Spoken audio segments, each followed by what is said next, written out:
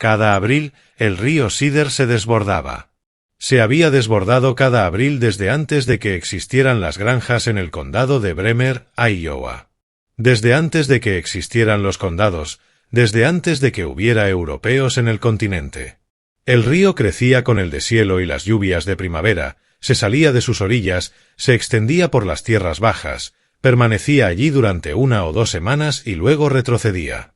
Dejaba detrás entre 15 centímetros y 60 centímetros de barro, un limo oscuro, pesado y de grano fino que se pegaba a todo lo que tocaba y tardaba semanas en secarse. Los agricultores de las tierras bajas del Cedar llevaban 100 años lidiando con esa inundación. Sus abuelos habían lidiado con ella. Sus bisabuelos también. La estrategia siempre era la misma: esperar a que el agua retrocediera, esperar a que el barro se secara, volver a nivelar y arar el campo, sembrar tarde y esperar que la temporada reducida produjera lo suficiente para cubrir las pérdidas. A nadie le gustaba la inundación. A nadie le gustaba el barro. El barro era el enemigo. Enterraba cultivos, atascaba maquinaria, retrasaba la siembra entre 3 y 4 semanas y dejaba una costradura en la superficie que había que romper antes de poder plantar algo. Antes de empezar, asegúrate de darle like, compartir y suscribirte. Me encanta ver hasta dónde llegan estas historias. Cuéntame en los comentarios desde qué parte del mundo nos estás viendo. Cada primavera, los agricultores de las tierras bajas perdían tiempo, semillas y dinero, y no ganaban nada aparte de un desastre.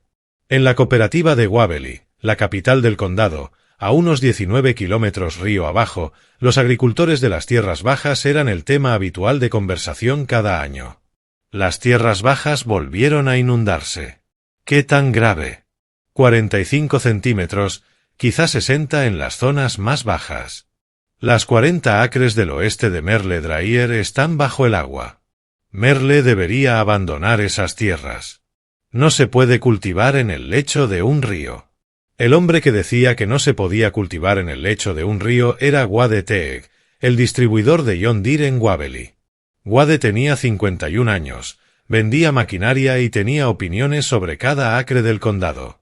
Su opinión sobre las tierras bajas del Cedar era que eran una pérdida de tiempo y que los agricultores que las trabajaban estaban enterrando dinero en el barro. La tierra buena está en las colinas, decía Wade cada primavera a cualquiera que quisiera escucharlo. No puedes controlar un río. Puedes controlar una ladera. Cultiven las colinas y olvídense de las tierras bajas. La mayoría de los agricultores de las tierras bajas estaban de acuerdo con Wade. No porque él tuviera razón sobre las colinas, sino porque estaban cansados de luchar contra el río. Varios ya habían abandonado sus campos cercanos al río, trasladando la producción a terrenos más altos y dejando la llanura de inundación sin cultivar. Para 1973, casi el 40% de las tierras agrícolas de las zonas bajas en la parte occidental del condado estaba abandonado. Demasiado propensas a inundarse como para justificar la inversión. Merle Dreyer no había abandonado sus tierras bajas. No podía. Era la única tierra que tenía. Déjame hablarte de Merle, porque necesitas entender por qué este hombre vio algo en el barro que nadie más vio. Merle tenía 47 años y cultivaba 120 acres en la parte occidental del condado. 80 acres eran tierras altas, suelo decente, rendimientos promedio, nada especial. Las otras 40 acres eran tierras bajas, las famosas 40 del oeste, el campo que se inundaba cada abril, el terreno que Wade Teague llamaba una pérdida de tiempo. Merle había heredado la granja de su padre, August Dreyer, quien murió en 1965. August había trabajado esas mismas 120 acres desde 1931. 42 años sobre la misma tierra, incluidos 42 años de inundaciones de abril en las 40 del oeste. August era un hombre callado. Más callado que la mayoría de los agricultores, y eso ya era decir mucho. No se quejaba de las inundaciones. No maldecía al río. No asistía a las reuniones donde los agricultores de las tierras bajas pedían mejoras de drenaje o construcción de diques. Simplemente cultivaba, se inundaba, volvía a cultivar y llevaba un cuaderno. El cuaderno era de composición, con tapa blanca y negra y páginas rayadas, del tipo que vendían en la tienda del pueblo por unas monedas. Auguste lo había comenzado en 1932, el año después de comprar la granja. Cada abril, después de la inundación, registraba 4 cosas: la fecha en que llegaba el agua, la fecha en que retrocedía, la profundidad máxima en las 40 del oeste y el color y la textura del barro que dejaba atrás. 42 años de registros. 42 inundaciones. El cuaderno estaba casi lleno cuando Auguste murió. Merle lo encontró en el escritorio de la oficina del granero. No estaba escondido. Simplemente archivado entre recibos de semillas y manuales de maquinaria como cualquier otro registro agrícola. El cuaderno mostraba patrones. La profundidad de las inundaciones variaba desde 15 centímetros en los años secos hasta 80 centímetros en la gran inundación del 51, pero el promedio durante 42 años era de 43 centímetros. La duración promedio de las inundaciones era de 11 días. ¿Y el barro? Auguste describía el barro cada año con la misma atención cuidadosa con la que un médico observa los síntomas de un paciente. Abril de 1938. Barro oscuro, pesado, olor intenso. 5 centímetros sobre los postes de la cerca. Abril de 1947. Barro más claro de lo normal, arenoso, menos olor, capa delgada. Abril de 1953. Barro muy oscuro, el depósito más profundo en años, se pega a las botas como pintura. Auguste había estado clasificando el barro sin conocer la ciencia detrás de ello. Los depósitos oscuros, pesados y de olor fuerte tenían alto contenido de materia orgánica, años en los que el río arrastraba más material descompuesto desde río arriba. Los depósitos más claros y arenosos eran de menor calidad, años en los que el agua corría rápido y soltaba el material grueso antes de tiempo. Auguste tenía una frase sobre las inundaciones que Merle escuchó cada primavera de su infancia. El río quita, pero el río también da. Merle no entendió esa frase cuando era niño. La entendió en abril de 1973, cuando estaba de pie con el barro hasta las rodillas en las 40 del oeste, observando a sus vecinos drenar sus campos, y miró el barro pegado a sus botas. El barro era oscuro. No era la arcilla rojiza de los campos elevados. No era el limo pálido de las zanjas del camino. Este barro era oscuro, casi negro, pesado, suave entre los dedos y con un olor rico a materia orgánica. Era limo aluvial, partículas de suelo transportadas por el río desde cientos de kilómetros río arriba. El material más fino y fértil de toda la cuenca, depositado sobre la llanura inundable cada primavera cuando el agua disminuía la velocidad y soltaba su carga. Déjame hablarte del suelo aluvial, porque la ciencia es la clave de todo lo que Merle comprendió. Cuando un río se desborda, transporta sedimentos, partículas de tierra, materia orgánica, minerales y nutrientes recogidos del lecho y las orillas río arriba. A medida que el agua se extiende sobre la llanura de inundación y pierde velocidad, también pierde la energía necesaria para transportar esas partículas. Las partículas más pesadas, arena y limo grueso, caen primero cerca de la orilla. Las más finas, arcilla, limo fino y materia orgánica, viajan más lejos y se depositan en las zonas bajas donde el agua es más lenta y menos profunda. Esas partículas finas son el suelo más valioso del planeta. Son ricas en nitrógeno, fósforo y potasio, los 3 nutrientes que más necesitan los cultivos. Están cargadas de materia orgánica, material vegetal descompuesto procedente de bosques, campos y humedales río arriba. Tienen la textura perfecta, suficientemente finas para retener humedad, pero no tanto como para compactarse como arcilla. El limo aluvial es el suelo que creó el delta del Nilo, el granero de Egipto, el delta del Ganges, la despensa arrocera de la India y el delta del Mississippi, el reino algodonero del sur estadounidense. Cada abril, el río Cedar depositaba ese suelo en las 40 del oeste de Merle. Gratis. Sin fertilizantes. Sin costos de aplicación. Sin camiones. El río lo traía desde río arriba y lo distribuía uniformemente sobre el campo, entre 15 y 60 centímetros de profundidad, y luego se retiraba. Todos los demás agricultores del condado estaban raspando ese suelo hacia las zanjas, empujándolo fuera del campo y devolviéndolo al río lo más rápido posible para volver a sembrar. Estaban tirando la tierra más fértil de Iowa. Merle vio eso. No porque fuera más inteligente que sus vecinos, sino porque su padre le había enseñado a mirar. El río quita, pero el río también da. August siempre lo había sabido. Nunca hizo nada al respecto. Cultivó igual que todos los demás, maldiciendo las inundaciones y replantando después de que el agua se retiraba. Pero lo sabía. Y se lo había dicho a su hijo. En abril de 1973, parado en medio del barro, Merle decidió dejar de desperdiciar lo que el río le estaba dando. Contó su plan en la cooperativa un sábado por la mañana, a finales de abril, después de que la inundación retrocediera, mientras las tierras bajas todavía eran un lago de barro secándose. «Voy a construir camas elevadas con el barro de la inundación», dijo Merle. «De 1 metro de alto, 6 metros de ancho y 30 metros de largo. Voy a amontonar el barro, darle forma con la cuchilla del tractor, dejar que se seque y asiente y plantar verduras encima». La cooperativa quedó en silencio durante unos 2 segundos. Entonces Wade Teeg comenzó a reírse.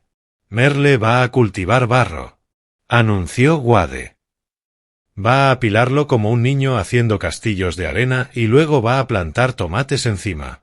Que alguien le traiga un balde y una pala de plástico». La multitud se rió. Wade continuó. «Merle, ese barro es el problema, no la solución. Se supone que debes deshacerte de él, no apilarlo. Son residuos de inundación. Basura del río. Es lo que limpias después del desastre, no aquello con lo que construyes». «Es limo aluvial», respondió Merle. «Es barro, Merle. Es la tierra más fértil del condado de Bremer. Hazle análisis. Lleva una muestra a la oficina agrícola y analízala. Te apuesto lo que quieras a que ese barro tiene más materia orgánica, más nitrógeno y mejor estructura que cualquier campo elevado de este condado, incluidos aquellos a cuyos dueños les vendes maquinaria. Yo no analizo barro. Yo vendo tractores. Entonces no lo hagas. Yo sí lo haré. Y cuando lleguen los resultados, yo estaré construyendo camas mientras tú todavía te ríes». Y Merle sí lo hizo. Recogió 3 muestras del depósito de inundación en las 40 del oeste y las envió al laboratorio de suelos de la Universidad Estatal de Iowa, en Ames. Los resultados llegaron 3 semanas después. Materia orgánica, 7,2%. El promedio de las tierras altas del condado era 3,8%. El barro de Merle tenía casi el doble de materia orgánica que una tierra agrícola normal de Iowa. Nitrógeno, 142 libras disponibles por acre. El promedio era alrededor de 80. El barro de la inundación tenía un 78% más nitrógeno que los campos cuyos dueños compraban maquinaria a Wade Teeg. Fósforo, 61 partes por millón. Promedio de las tierras altas, 29. Más del doble. Potasio, 218 partes por millón. Promedio, 145. 50% más alto. La estructura del suelo fue clasificada como franco-limoso, ideal para cultivar vegetales. El técnico del laboratorio que procesó las muestras escribió una nota al pie del informe. «Excelente depósito aluvial. Comparable con los mejores suelos de los grandes deltas fluviales». Merle clavó el informe en el tablón de anuncios de la cooperativa. No dijo nada. Simplemente lo colgó y se fue. Wade Teeg lo leyó, lo arrancó y lo tiró a la basura. No importó. Merle ya tenía sus números. Y comenzó a construir. Déjame hablarte de las camas elevadas, porque la ingeniería era sencilla, pero los resultados no lo fueron. Merle empezó a construir a comienzos de mayo. Apenas el barro se secó lo suficiente para soportar el peso del farmal sin hundirse. El limo aluvial recién depositado es como concreto mojado, pesado, pegajoso e imposible de trabajar. pero después de 2 semanas de sol y viento, se seca hasta alcanzar una consistencia firme y manejable que conserva la forma cuando se empuja en montones.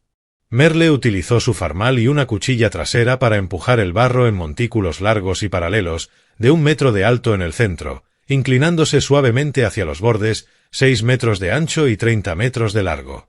Construyó 12 camas en las 40 del oeste, organizadas en filas con espacios de 2,5 metros entre ellas. Los espacios funcionaban como canales de drenaje.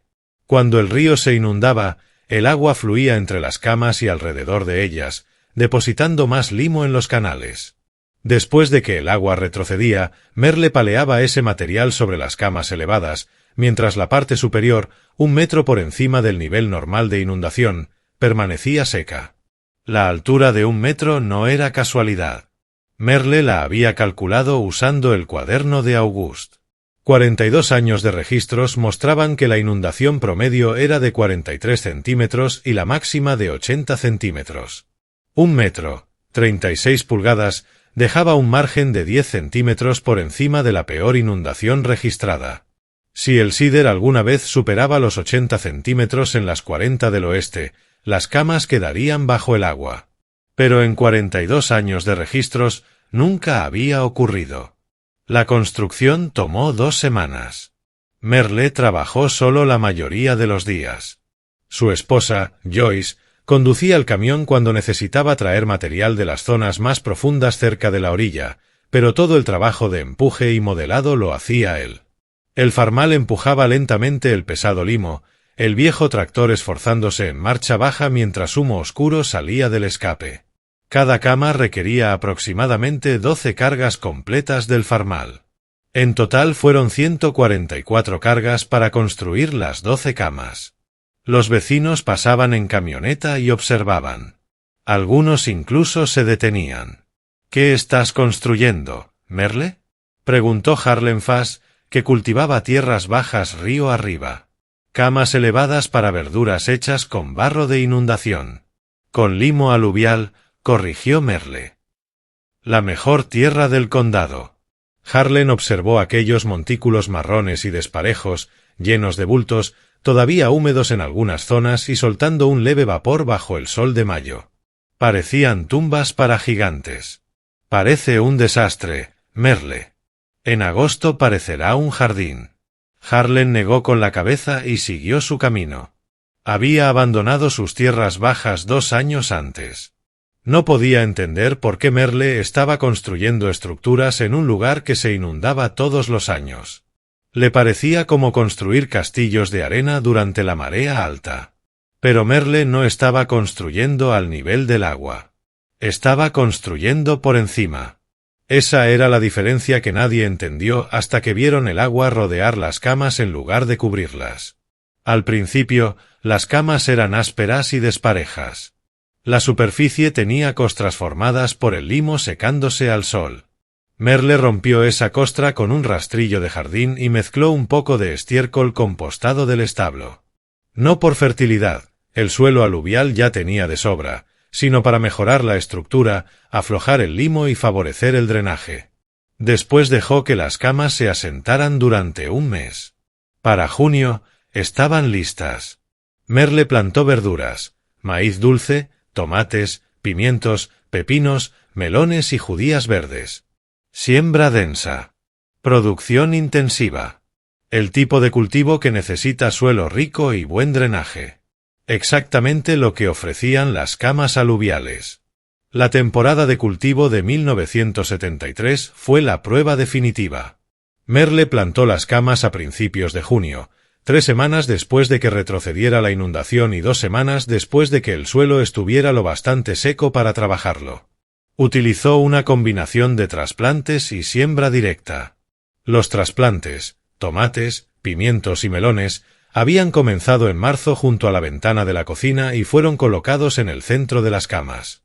Los cultivos sembrados directamente, maíz dulce, pepinos y judías verdes, se plantaron en los bordes. Y entonces el suelo aluvial hizo algo que Merle no esperaba. Se calentó más rápido que la tierra de las zonas altas. El color oscuro, casi negro, cargado de materia orgánica, absorbía el calor del sol primaveral como una esponja absorbe agua. A media mañana, la superficie de las camas estaba notablemente más cálida que el suelo alrededor. Eso significaba que las semillas germinaban más rápido y los trasplantes se establecían antes. Las camas de Merle llevaban 2 semanas de ventaja sobre su huerto en tierras altas. No porque hubiera sembrado antes, sino porque el suelo era más cálido. El maíz dulce de las camas elevadas creció hasta alcanzar casi 2,5 metros de altura, unos 30 centímetros más alto que la misma variedad cultivada en las tierras altas de Merle. Los tallos eran más gruesos, las hojas más oscuras, las mazorcas más pesadas. Las plantas de tomate produjeron tanto que las ramas se rompían por el peso y tuvieron que ser entutoradas 2 veces, primero con estacas de madera en julio y luego con estacas más altas en agosto, cuando las plantas superaron las primeras. Merle contó los frutos de una planta en la cama número 4. 63 tomates en una sola planta, desde el tamaño de una pelota de golf hasta casi medio kilo cada uno. Los tomates de su huerto en tierras altas producían alrededor de 30 por planta. Los pepinos eran absurdos. Crecían tan rápido que Merle tenía que cosecharlos cada 2 días para evitar que se volvieran demasiado grandes y amargos. Joyce preparó 42 frascos de pepinillos con el excedente, suficientes para la familia, los vecinos y el bazar navideño de la iglesia. Pero los melones fueron la verdadera revelación. Merle llevaba 20 años cultivando melón cantalupo en las tierras altas y siempre obtenía frutos aceptables, aunque poco impresionantes. Melones de 2,5 kilos a 3 kilos con un sabor decente. Los melones de las camas aluviales pesaban en promedio casi 4 kilos y tenían una pulpa tan dulce que Joyce conservó 40 frascos de dulce de melón y aún así sobró producción. La dulzura venía del suelo. El alto contenido mineral del limo aluvial, especialmente el potasio, aumentaba la producción de azúcar en la fruta. Merle comenzó a vender en el mercado agrícola de Waverly en julio. Montó una mesa con un cartel pintado a mano. Productos Dreyer de las tierras bajas. La frase tierras bajas era intencional. Merle quería que la gente supiera de dónde venían esos alimentos. De la tierra inundada. Del barro. De aquello que todos llamaban un desastre. Los productos se agotaban todos los sábados antes de las 9:30 de la mañana. Los clientes habituales comenzaron a llegar a las 7 para asegurarse de conseguir tomates antes de que desaparecieran. El dueño de un restaurante de Cedar Falls, a casi 30 kilómetros de distancia, comenzó a comprar 10 kilos de tomates por semana. En efectivo. Sin preguntar el precio. Las 12 camas, que ocupaban menos de media hectárea de superficie cultivada, produjeron verduras por un valor estimado de $3,200 en su primera temporada. Merle vendió la mayor parte en el mercado de Waverly y en un pequeño puesto junto al camino del condado. $3,200 provenientes de menos de media hectárea. Sus 80 acres de maíz en tierras altas le dejaban una ganancia aproximada de $4,800. Las camas elevadas, construidas con barro de inundación que todos los agricultores del condado tiraban a la basura, habían generado el 67% de los ingresos de su maíz utilizando apenas poco más del 1% de toda su tierra. Ahora déjame hablarte de la inundación de 1974, porque las camas tenían que sobrevivir al río para demostrar que el sistema funcionaba. Abril de 1974 trajo una inundación aún mayor que la del 73. 66 centímetros de agua acumulada sobre las 40 del oeste. Los vecinos de Merle lo perdieron todo. Los campos sembrados temprano quedaron sumergidos. Las semillas se pudrieron. El retraso en la siembra empujó la temporada tan tarde que los rendimientos cayeron un 30%. Las camas de Merle sobrevivieron. El agua alcanzó un máximo de 56 centímetros en los canales entre las camas. 10 centímetros por debajo de la superficie superior. Las camas permanecieron por encima de la inundación como pequeñas islas. La superficie estaba húmeda, pero no sumergida. El metro de altura que Merle había calculado utilizando los registros de inundaciones del cuaderno de su padre, Auguste, fue suficiente. Cuando el agua retrocedió, Merle descubrió algo extraordinario. Los canales entre las camas habían acumulado limo aluvial fresco. Entre 10 y 15 centímetros de nuevo depósito arrastrado por la inundación. Fertilizante gratuito entregado exactamente donde Merle lo necesitaba. En los canales desde donde luego lo paleaba hacia las camas. Las camas no perdían tierra durante las inundaciones. Ganaban más. El río quita, pero el río también da. La frase de Auguste Drahier demostrando nuevamente su verdad en el barro de abril. Déjame hablarte de Joyce, porque las camas fueron idea de Merle, pero el negocio fue obra de Joyce. Joyce Drahier tenía 45 años en 1974.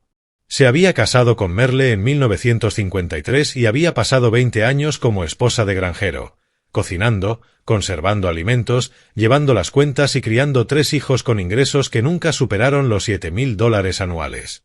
Era práctica, organizada, y tenía la capacidad de ver ganancias donde Merle solo veía cultivos. Cuando comenzó a llegar la producción de la primera temporada, más de la que Merle podía vender en el mercado de los sábados, Joyce instaló un puesto al costado del camino. Lo construyó con madera sobrante y chapas viejas. Una mesa bajo un pequeño techo inclinado con una caja para el dinero y una balanza. Ella misma pintó el cartel. Drahier Bottom Land, productos cultivados por inundación. Cultivados por inundación fue el golpe maestro de Joyce. Ella entendió algo que Merle, que pensaba en suelo y agua, no comprendía. La inundación era una historia. La gente de Waverly y Cedar Falls había visto al río Cedar desbordarse cada primavera durante toda su vida. Sabían que las tierras bajas quedaban bajo el agua cada abril. Decirles que esas verduras crecían en barro de inundación hacía que los productos fueran interesantes, memorables y dignos de contarse. Los clientes se lo contaban a otros clientes. Y la historia comenzó a extenderse. Para 1975, Joyce ya vendía a 3 restaurantes, a la cooperativa de alimentos de Iowa City y a 120 clientes habituales del mercado de los sábados. Llevaba registros meticulosos. Cada venta, cada cliente, cada kilo de tomates y cada mazorca de maíz. Sus cuadernos, idénticos a los de Auguste, mostraban cómo los ingresos crecían año tras año. $3,200 en el 73. 4,100 en el 74. 5,100 en el 75. Las camas elevadas se estaban convirtiendo en la parte más rentable de la granja. No solo por la ingeniería de Merle, sino por la capacidad comercial de Joyce. La ingeniería producía las verduras. El marketing las vendía. Y la inundación proporcionaba tanto la tierra como la historia. Para 1976, Merle había ampliado el sistema de 12 a 24 camas. Las nuevas camas se construyeron utilizando el limo depositado en los canales durante las inundaciones del 74 y 75. Cada inundación añadía más material.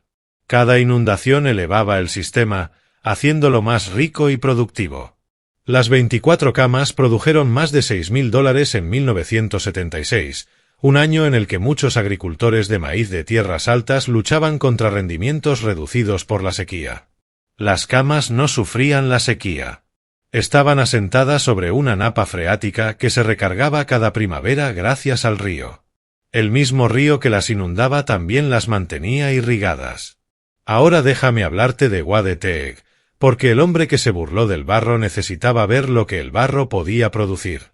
Wade pasaba frente a las 40 del oeste de Merle cada semana camino a la granja de un cliente al sur del pueblo. Durante 3 años había visto cómo las camas evolucionaban, de montículos torpes de barro en el 73, a huertos productivos en el 74 y finalmente a una pequeña granja organizada y rentable para 1976. En agosto de 1976, Wade se detuvo. Merle estaba cosechando tomates en la cama número 7, la más cercana al camino. Las plantas le llegaban al pecho y estaban cargadas de frutos. El follaje tenía ese verde oscuro que indica que una planta tiene todo lo que necesita. Merle, dijo Wade desde el camino, todavía sobre terreno seco, todavía sin querer entrar en las tierras bajas. Esas camas se ven muy bien. Porque son muy buenas. ¿Cuánto te dejaron este año? Unos $6.000 con las camas, quizá 4.800 con el maíz de las tierras altas. Wade hizo las cuentas mentalmente. Las camas, menos de 1 hectárea de superficie elevada, estaban produciendo más ingresos que 80 acres de maíz. ¿Ese barro produce así todos los años? Cada año mejor. Cada inundación trae más limo. Las camas se vuelven más fértiles. El maíz de las tierras altas recibe la misma tierra agotada año tras año. Las camas reciben cada abril una nueva capa del mejor suelo de toda la cuenca. El río fertiliza mis campos gratis. Tu padre solía decir algo sobre el río. El río quita, pero el río también da. Tenía razón. Solo que nunca descubrió cómo conservar lo que el río daba en lugar de tirarlo. Wade observó las camas, luego miró el camino y después volvió a mirar el campo. Te dije que era barro, dijo Wade. Lo es. Pero también es la tierra más productiva del condado de Bremer. Ambas cosas son ciertas, Wade. La pregunta es a cuál de las dos decides prestar atención. Ahora déjame hablarte del legado, porque las camas que construyó Merle todavía siguen allí. Merle trabajó la granja hasta 1995. Tenía 69 años. Su hijo Kate tomó el control de la operación. Para entonces, el sistema de camas elevadas se había expandido a 36 camas, ocupando por completo las 40 del oeste y produciendo alrededor de $12.000 anuales en verduras. Las ventas se realizaban en el mercado de Waverly, en 2 restaurantes de Cedar Falls y en una cooperativa de alimentos de Iowa City que pedía específicamente los productos Dreyer Bottomland porque el sabor y la calidad eran consistentemente superiores. Las camas habían sobrevivido 22 inundaciones en 22 años. Ni una sola inundación las cubrió. Después de cada desborde, los canales se llenaban de limo fresco y Kate lo paleaba sobre las camas. Un ritual que tomaba unos 2 días al año y añadía 2,5 centímetros de la tierra más fértil de Iowa sobre cada superficie. La Universidad Estatal de Iowa envió a una estudiante de posgrado en 1991 para estudiar el sistema. Su tesis, titulada Agricultura en camas elevadas aluviales como estrategia de adaptación a inundaciones en las tierras bajas del río Cedar, documentó lo que Merle había demostrado empíricamente. Las camas producían rendimientos entre 4 y 6 veces mayores por acre que los campos convencionales de tierras altas. No requerían fertilizantes comprados. Se renovaban solas gracias a los depósitos anuales de inundación. Y transformaban una desventaja agrícola permanente, las inundaciones de primavera, en la principal ventaja competitiva de la granja. La estudiante le preguntó a Merle cómo lo había descubierto. Mi padre decía que el río da, respondió Merle. Yo solo descubrí cómo conservar lo que da en vez de tirarlo. Las camas son la manera de conservarlo. El río hace el regalo. Yo solo soy el hombre que está en el medio.